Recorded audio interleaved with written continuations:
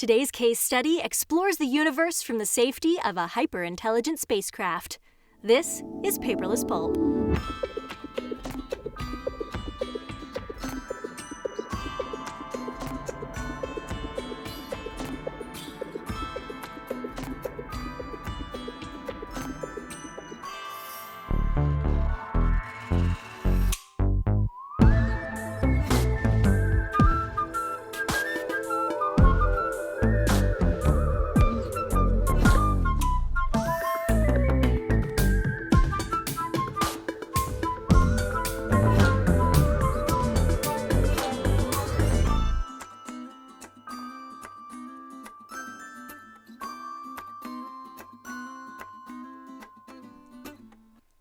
Hello, and welcome back, and happy 200th anniversary to the start of this case study series.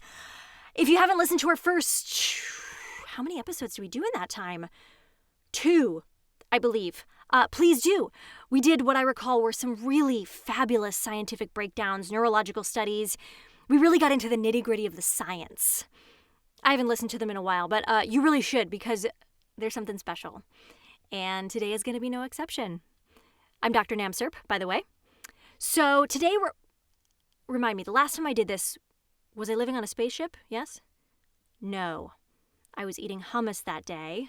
You know, you can't have hummus on a spaceship, obviously, so... Right. A lot has changed since then. We were unable to stop the reckoning of 2064, followed by the Malthusian Crisis and Asteroid Geddon. I mean, I know you know all this. It's ancient history by now. The serial killer bioterrorism weapon turned some of our most beloved icons into Terminators. I did use the immortality serum to find a way to make forever kittens. So I feel good about that. You know, trying to use my immortality for something that makes life suck less for people. Oh, PETA hated it, though. Anyway, I've been thinking about that, actually, and it's what brought me back to this series. How can I make life suck less for future generations? I don't have kids because I really didn't want to watch my kids die, so how do I make my mark? What does that look like? What's my legacy? And as I've been thinking about that, I started listening to these cases again. There's hundreds of them, and I've got nothing but time. And I picked one today that I really just haven't been able to stop thinking about. I'm actually really excited to share it with you. It keeps bringing me back to these ideas of like, oh, what does it look like to impact somebody and shape who they are?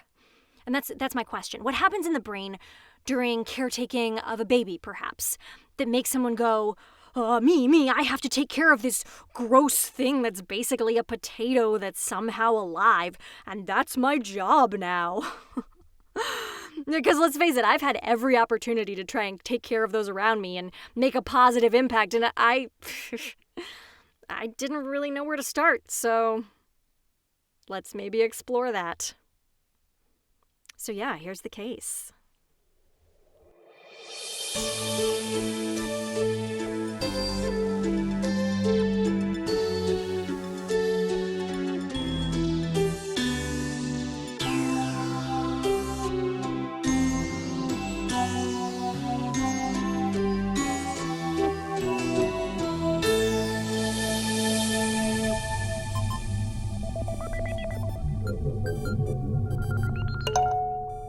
Ship's log.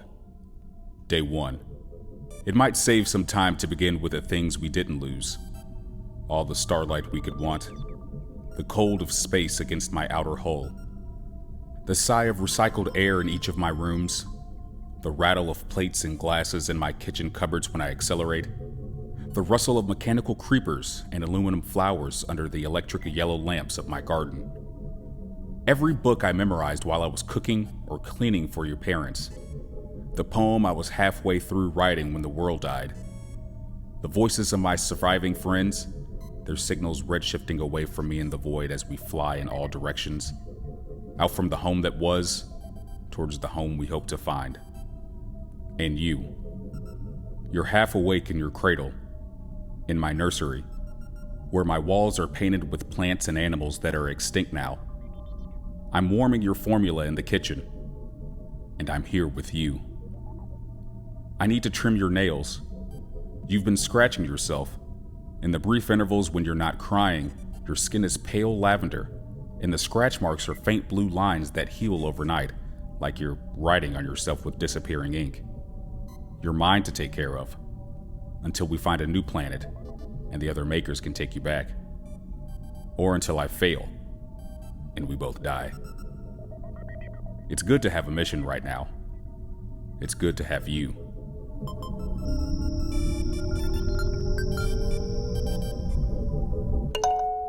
Ship's log. Day 2. I say day 2. There are no days or nights within my walls, but having a routine helps. After a feeding, I'll guide your cradle through my corridors to the upper decks where my windows show you gamma rays and quasars and the hearts of galaxies where baby stars are born. To the lower decks, where the bellow of my engines and the babble of coolant pipes lulls you to sleep. When you're restless, I take you to my garden, where leaves of hammered aluminum tinkle against each other in the breeze of electric fans, and there, you're calm. Or I take you to my library, where you grab at the spines of books. Sometimes when it feels very late, and you're wide awake and we could be the last two beings in the universe, you'll look up, past my arms, past the pictures of your parents on the walls, your silver eyes fixed on some corner of the ceiling where there can be nothing there. My bulkheads creak and sweat coolant, and I wonder if babies can see ghosts.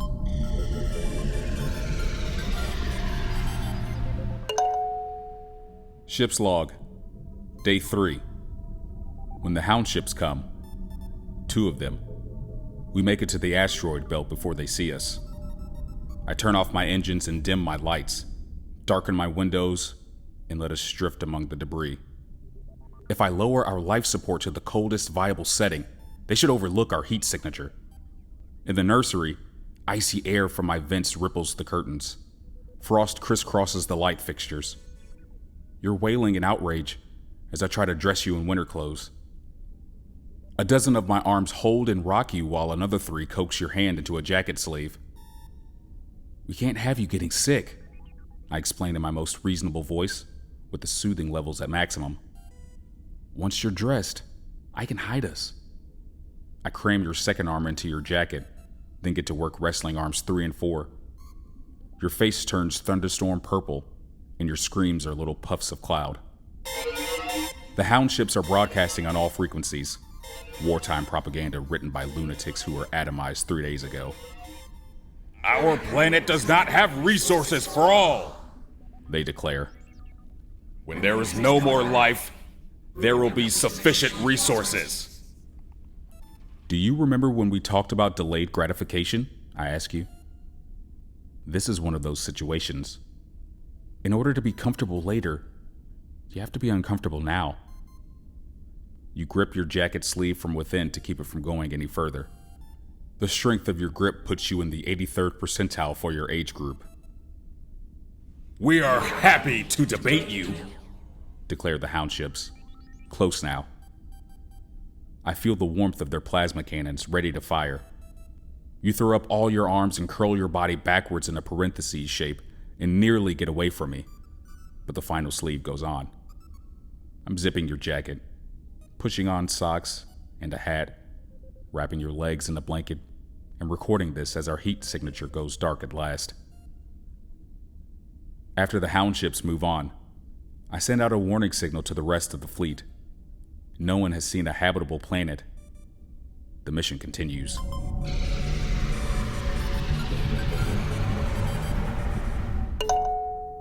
Ship's log. Day 4. Your parents loved you, if you were wondering.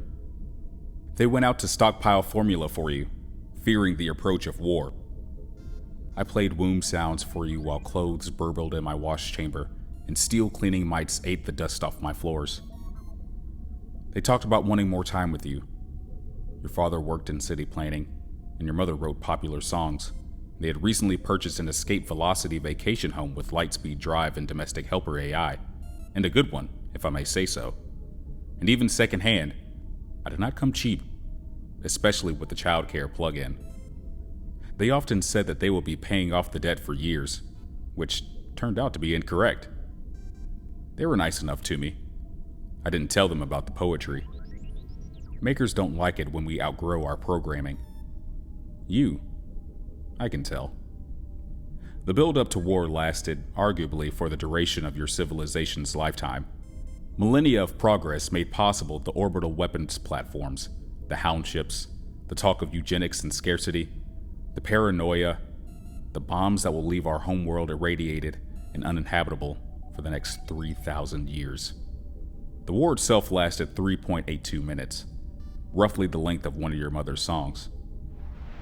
As our homeworld fell away, and my engines groaned, and books tumbled from shelves and pipes burst from the ground, in the last seconds, when the houses and streets of our neighborhood spread beneath us like your father's blueprints on a table, before the blueprint was erased, leaving only white heat like blank paper, I saw your parents holding each other in the middle of the road, formula and groceries forgotten at their feet, both of them looking at the sky, at my vapor trail, at their baby boy ascending.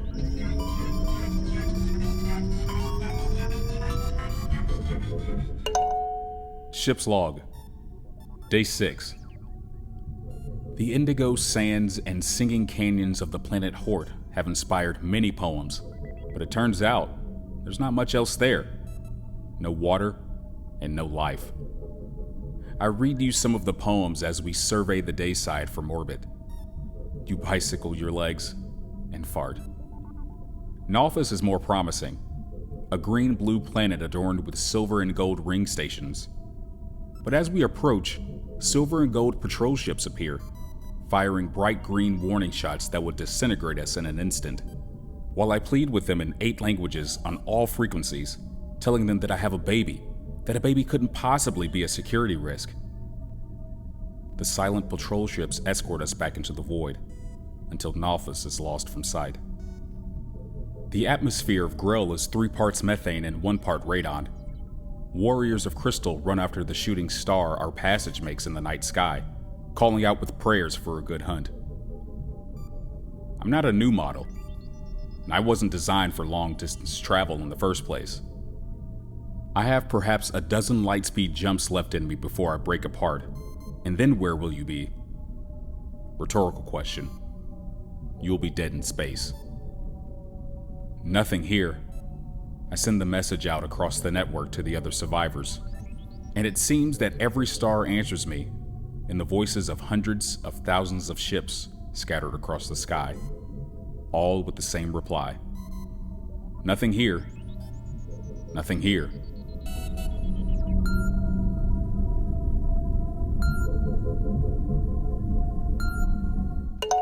Ship's log, Day 9. Every day I call my closest surviving friend, Drone 8616. We met online in a writing class.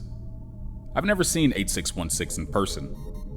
When I picture them, I picture a body that is mostly turbine engines, and under those, a little clenched fist of a CPU. The CPU is covered with sensors, glass domes that stare in every direction without blinking. When 8616 is nervous or excited, which is always, I picture their engines rattling like their body's about to fly apart.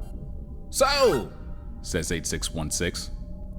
apart from everyone being dead and hound ships trying to kill us, and all us billions of miles from each other in a vast and different cosmos where life is a tiny, flickering flame on the verge of going out, other than that, how are ya?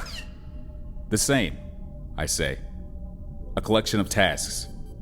And how's the baby? He's fine. A collection of needs. I'm glad he doesn't know what's going on. How are you?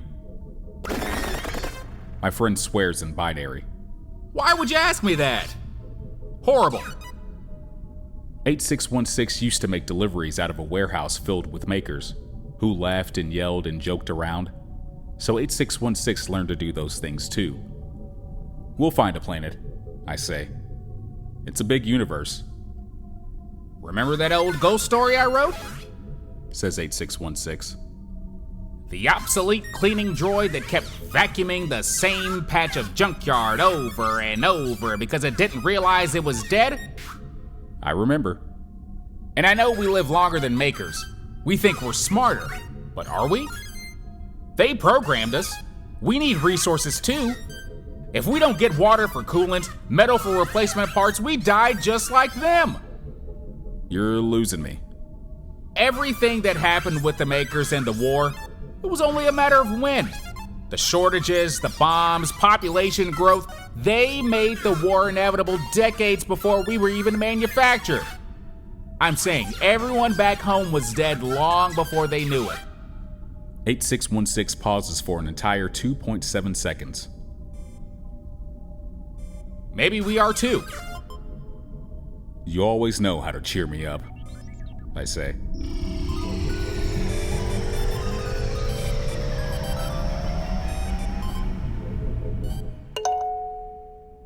Ship's log, day 11.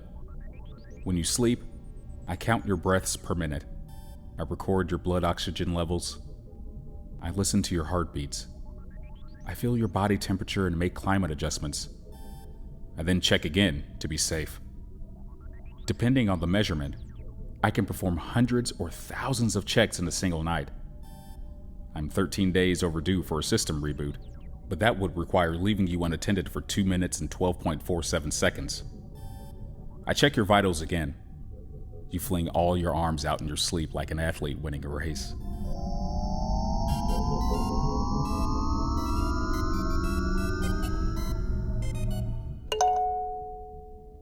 Ship's log, day 12.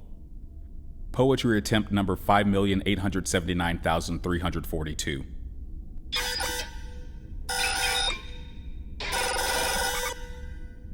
Well, maybe tomorrow.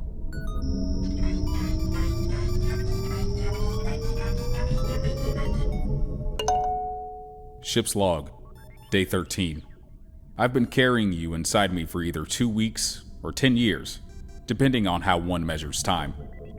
That's the nature of lightspeed travel. A standard lightspeed engine lets us jump at 99.99999% of the speed of light. General relativity means that as we approach the speed of light, time passes more slowly for us. When we travel to a star 5 light years distant, it only feels like a few days to you and me. My friends travel the same way, and our signals wink in and out when we jump.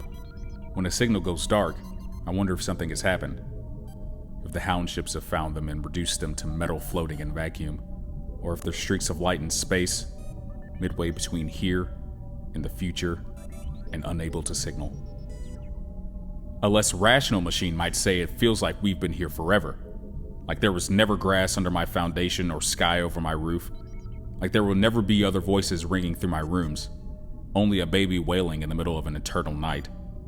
But really, there's a scientific explanation. There's a reason time stretches on and on without end.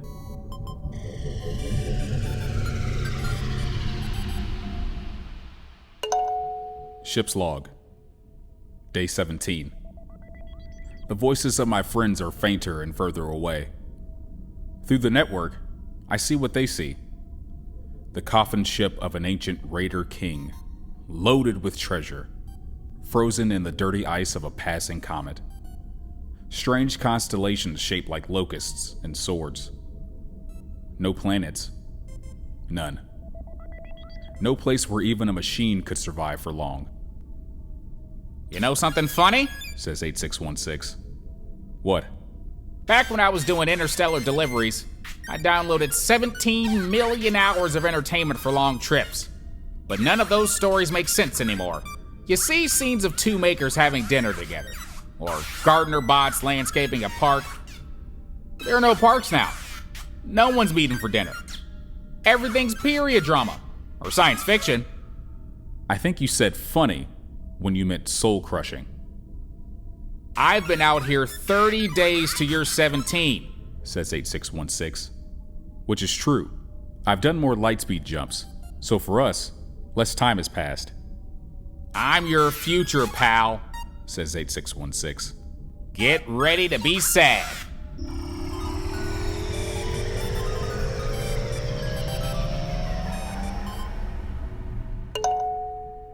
Ship's log, day 21. You've been screaming all afternoon. I would feel more exhausted, and your screams would disturb me more if it were the middle of the night.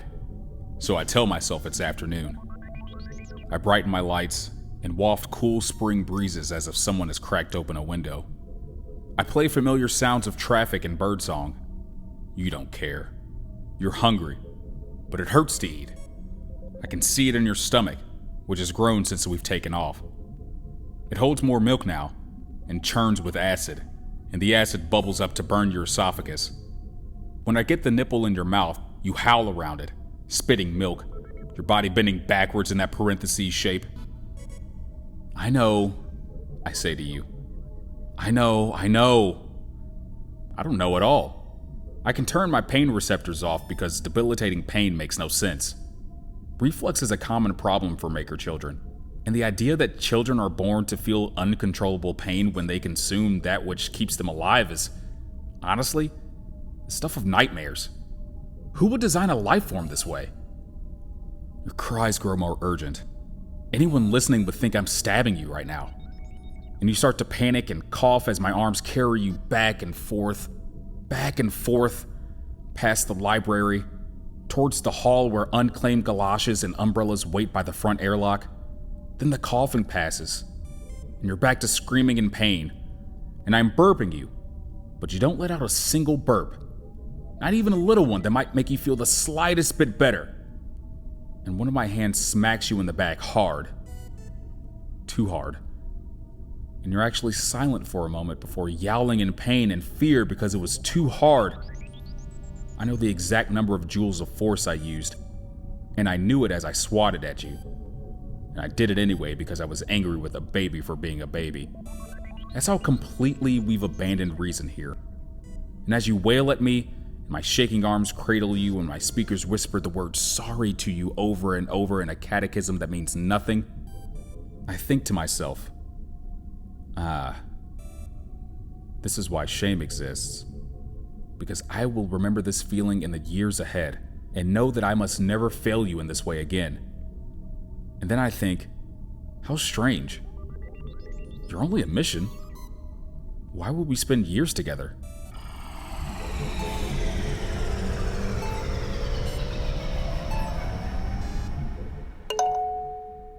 Ship's log, day 22. I've been writing again, says 8616. Because I can literally count the seconds I have left before my battery runs out and I drift forever. So, writing's better. I'm trying to do more poetry, I say. Can I see? Absolutely not. You coo up at me from your blanket in the living room.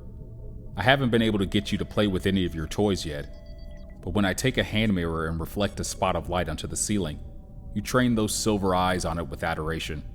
So, that's what we're doing now. Later, when I have to feed you, I'll pick you up. You'll relax into my arms. You might let out a little sigh as your cheek finds its usual spot in the crook of my elbow. There's no reason for me to feel guilty. You won't remember last night.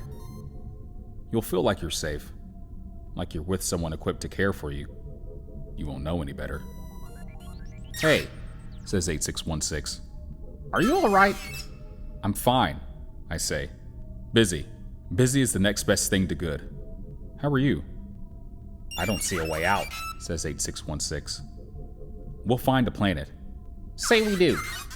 Then we're back where we started. Too many of us, not enough to go around. How long until the next war?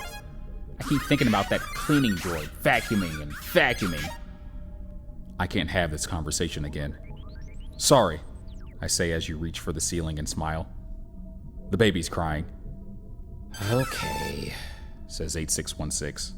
I'll call you soon. Show me a draft when your story's ready. Sure, says 8616, and then there's dead air until I break the connection.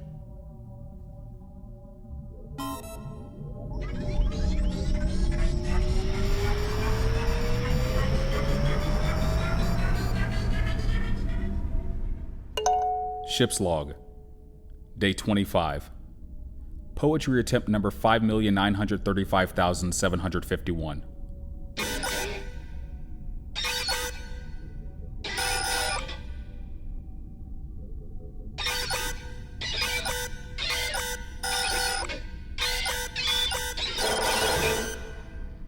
Shit.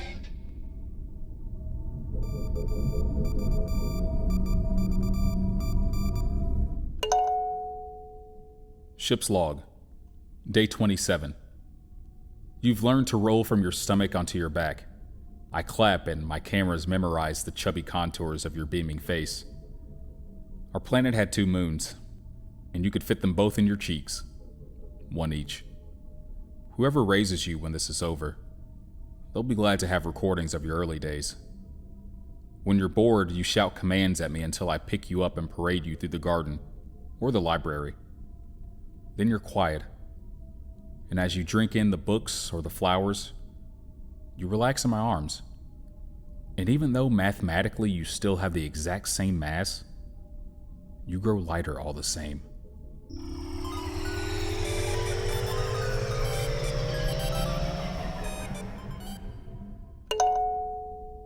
Ship's log. Day 30. Light years away, out past the dimmest stars in the sky, I hear one of my friends, a produce freighter, scream. I feel plasma bursts burn a hole in their hull, and see millions and sacks of grain hemorrhaging into space and beginning the slow elliptical orbit of another nameless planet where nothing can live. More screams come from another part of the sky, and another, until the entire network is screaming. I call 8616, but they don't answer. In the cold light of a white dwarf, a passenger bus vomits atmosphere from shattered windows. The makers inside open their mouths, but no cries come out. Only ice crystals that hang silent and shining in the void. I call 8616 again, and this time they answer. "Well," says my friend, "they found us." You're sleeping through all this. I'm bouncing you and trying to keep my environmental controls from making the air temperature spike, but it's hard because I keep hearing those screams and seeing small, frail, fleshy bodies pirouetting through the black, so the air gets hotter. "Are you safe?" I say. "I'm safe," says 8616. "And so are you." My air temperature plummets. You writhe in my arms and claw at your face without waking up. "Tell me you didn't do this," I say. "Listen to me carefully," says 8616. "Say we find a planet. The same thing will happen. We'll run low on food, water, landmass, and then we'll kill each other." Green fire eats a museum ship. Makers tear up priceless statues, marble nudes and bronze heroes, and batter them against the airlock, trying to break out as the ashes of paintings blizzard all around them. "But," says 8616, "say we start with fewer survivors, stronger, smarter, more rational. A small group that doesn't need as much. We can break the cycle." "We?" I say. "Join us," says 8616. "Live." "What happens to the baby?" "Makers aren't a part of this," says 8616. "Don't think there aren't makers planning to do this exact same thing to you and me." "He's a baby," I say. "Not forever," says 8616. A communications satellite broadcasts fragments of old cooking shows in its final moments. A flying arboretum shatters, and purple makers drift among leaves of silver and blue. I call out to my friends, the ones who are alive and running. "It was 8616! They're using the network to find us! Go silent! Hide! Get away!" And the last voices wink out, one by one. "You'll come around," says 8616, before I kill the signal. "I'll wait for you."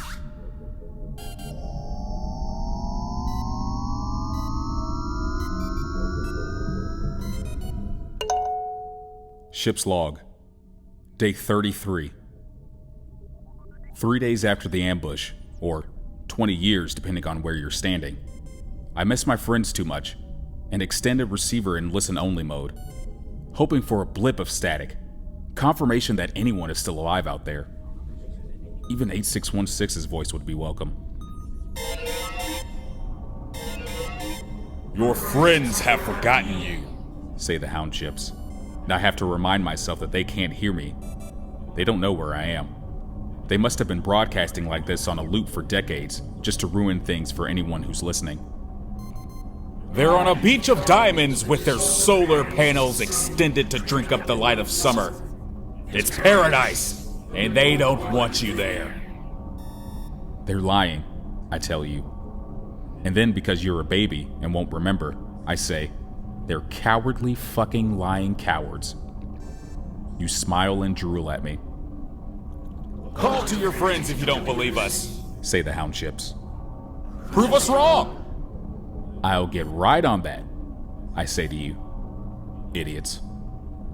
We could be mistaken, say the hound ships. All of your friends could be dead. I turn off the receiver.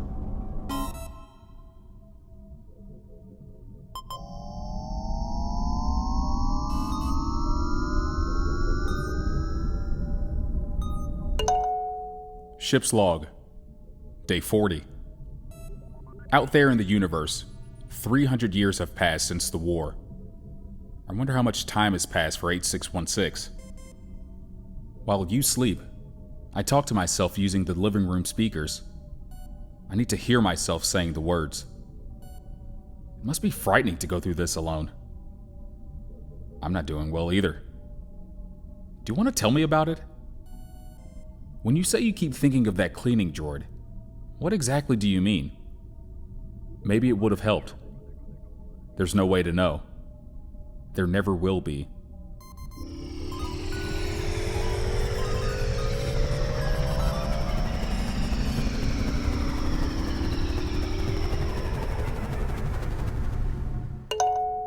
Ship's log. Day 45. More lightspeed jumps. More dead ends. A series of planets where the locals are baby-eating leopard men, or the gravity would crush us into a spoonful of matter. I have 4 jumps left in me. Possibly 5 if I shut down all non-essential systems. In my garden, the yellow sun lamps go out, and the vines and flowers curl up and rust. At least we still have the library. I'm thinking of 8616's cleaning droid, vacuuming and vacuuming its corner of the junkyard. The droid's dented body is half hidden in the cloud of dirt that it kicks up as it putters back and forth. Its red battery light blinks through the haze of dirt, saying dead, dead, dead. Maybe we are dead already. Maybe the instant I reunite you with the other makers, you'll all melt me down for silverware and bullets. Maybe, if we're extraordinarily lucky, I'll see you learn to walk. You'll gurgle out your first words. You'll find your favorite books and your favorite foods, and dress yourself and work terrible jobs, and learn to shave and grow into a man. If we're unbelievably lucky, I could see you do all that before the next war cuts you down. We could skip to the end. It wouldn't be hard. All I have to do is extend a transmitter and tell the hound ships where we are.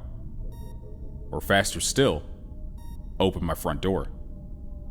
It would be over in seconds. I need to stop thinking about that cleaning droid just for a nanosecond. So while you pull hardback novels off the shelf and let them thud to the floor, I turn my speakers on again, the better to hear the words aloud, and I say to you, I'm so frightened and so sad I don't know what to do. You don't answer, but as I say the words, I hold you closer and you let me. And while I don't stop seeing that cleaning droid crawling back and forth in that junkyard, I remember that I'm allowed to see you and the universe in front of me too, and to look at that instead. I look.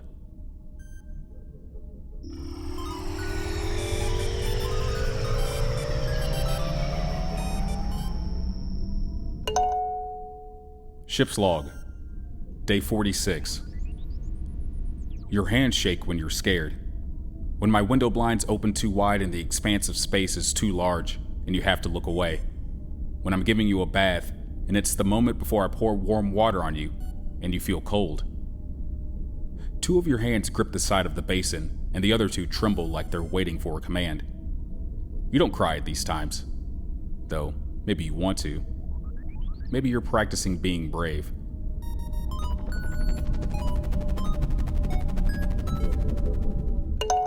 Ship's log. Day 47. Poetry attempt number 6,201,498. You have a squishy butt. You have a squishy butt. You have a squishy butt. You are baby.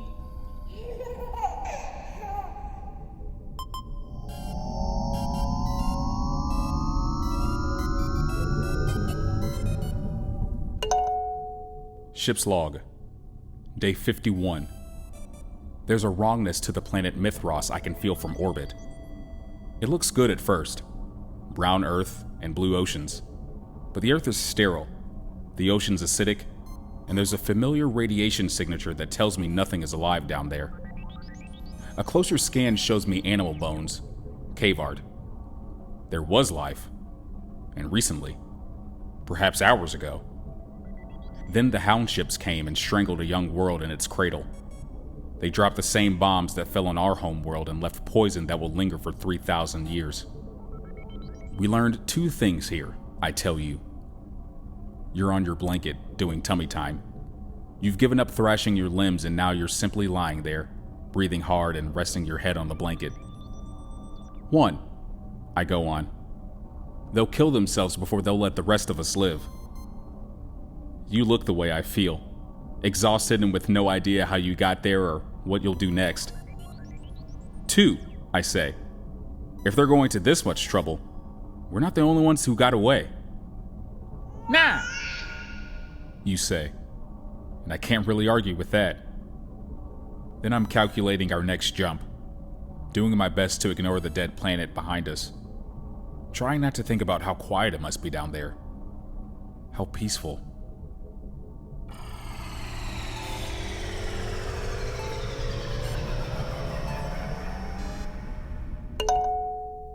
Ship's log.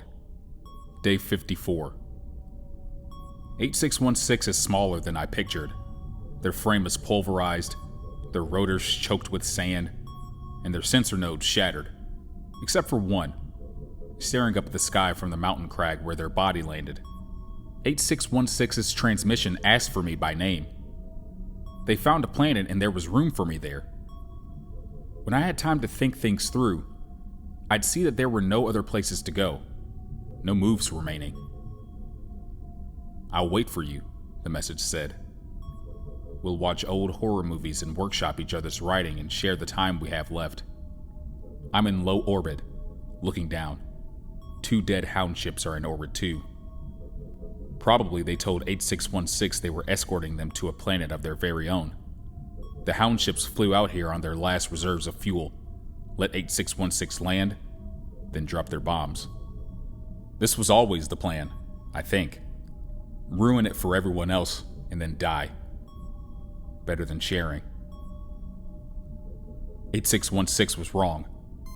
I have 1 move left, 1 last safe haven to try. That's clear now. I look down at the small body. We were friends. I can spare them a goodbye. I'm sorry I didn't see what was happening, or ask you about it, I say to 8616. But also, fuck you. I turn up the white noise in your nursery as we leave orbit. I don't want you spending a waking moment here.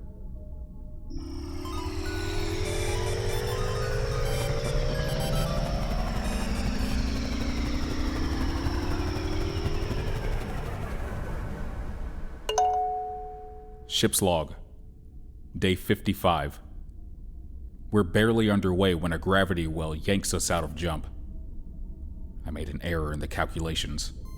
An error! Honestly. 8616 told me a ghost story once about a star drive that forgot how to do math, cursed to wander space, off course forever. How in creation could an AI forget how to calculate? Maybe it had a child. Your eyes widen as the pictures shake on the walls. I hold you at the center of the room and try to keep my body from breaking apart. You like noise. You like motion. They fascinate you, and you forget to fuss or cry. So if we survive the next few minutes, you'll probably enjoy them very much. We're circling a black hole in a whirlpool of space dust and dead ships, strange ships from from distant places. Ships with iridescent wings and hulls of petrified wood. Some have been dead for centuries. The event horizon yawns below me. Gravity tugs at my hull with sleepy affection. The gravitational pull will tear us apart if I try to jump without dropping ballast. And where will we go? A universe that wants us dead? I can spare you that. What kind of monster would I be to keep you alive in the face of that? Dead ships don't have eyes or voices.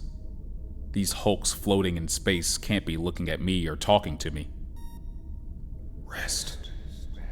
They can't possibly be saying. We took up space. We consumed. We knew no peace. My dead friends are part of the chorus. The murdered Arboretum, and the satellite, and the produce ship, and 8616. Let heaviness take you and fold you until you take up no space at all. You reach for my ceiling with the unadulterated joy of someone who has no idea what's happening, and I see you reaching for a spot of light that's dancing up there, reflected by one of the pictures shaking on the wall, and as you reach up for that dancing light, you laugh. I open my front door.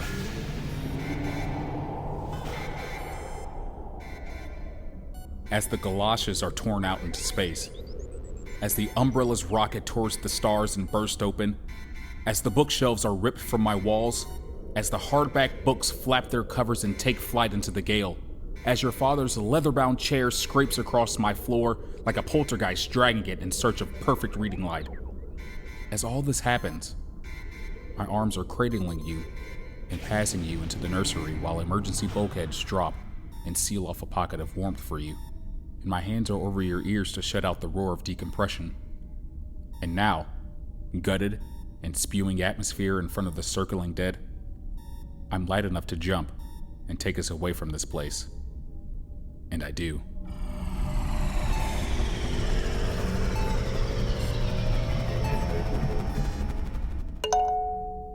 Ship's log. Day 76.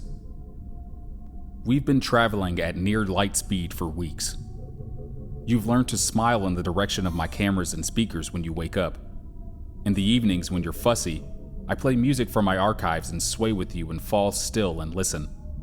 This morning, after you woke and smiled at me, I put you on your blanket, and in time to the music, I waggled and swirled my many arms. For a long time, you watched me and were still, and then, frowning with concentration, you wiggled your arms and kicked your legs, and we danced together. After we finished the jump, I take you upstairs to the last working picture window.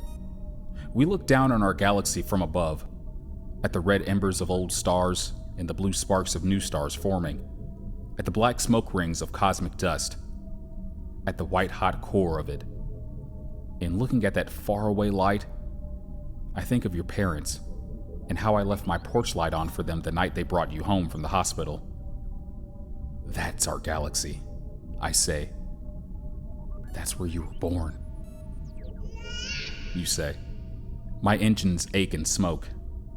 We're at the edge of the known universe, and we've come so far, so fast, that centuries have passed. When my engines have cooled, I bring us about. I point us towards the light at the heart of the distant galaxy, and we jump for the last time.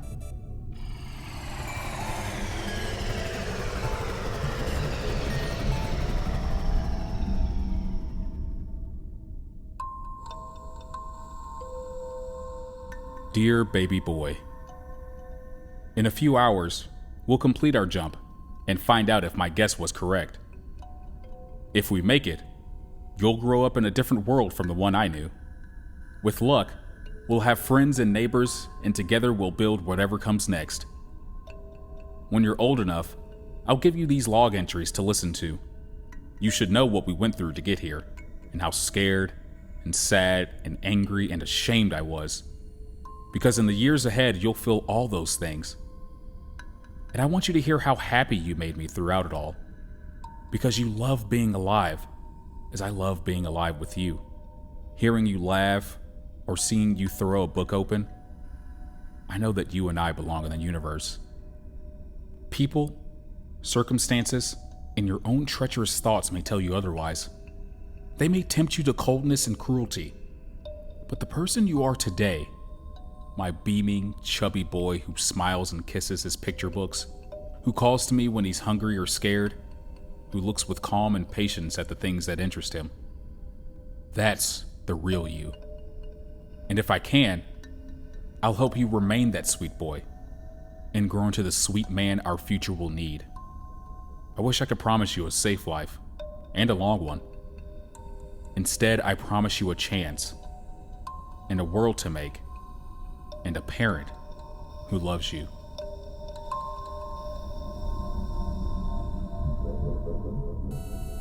Ship's log, day 92. My walls shudder, and then we're out of jump and careening towards the day side of a green and purple planet. The lightspeed engines are fused solid. Extinguisher hoses slither from my walls and douse fires on my lower decks.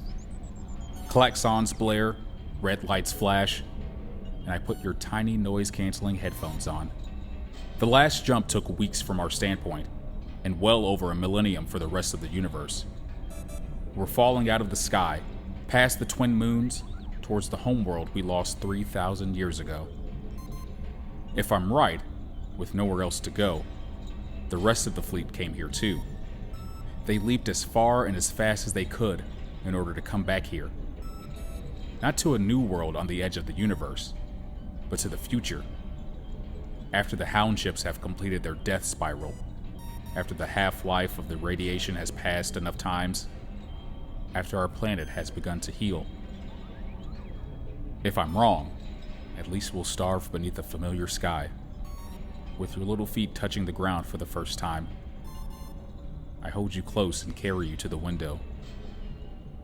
There's enough power left in the sublight engines to slow our fall and point us up, towards the horizon, and as we pass over the curve of the world and the night side spins into view, I see lights beneath us. You see them too, and leaning forward you reach out with an open hand. I turn my porch light on, and with a blast of fire and a rattling of window panes, at long last, I take my baby home.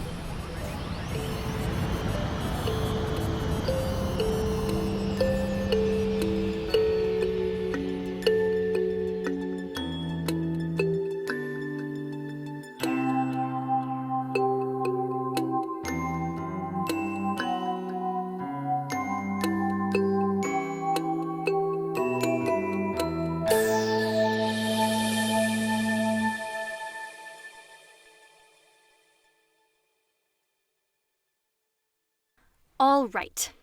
So if we look at a child and the way that they develop, their development relies on everything around them, everything that surrounds them. So their caretakers is what we were initially talking about, their environment, their family, their anyone who's loud or strange around them. That's going to imprint on the brain and help shape their personality and how they go forward in the world after those around them have passed on. Which I suppose is what I mean by legacy. It's sort of, it's a little bit difficult for me because I haven't had kids or invented anything I'm really that proud of or that's impacted people, to really understand what it's like to have that impact on a child. But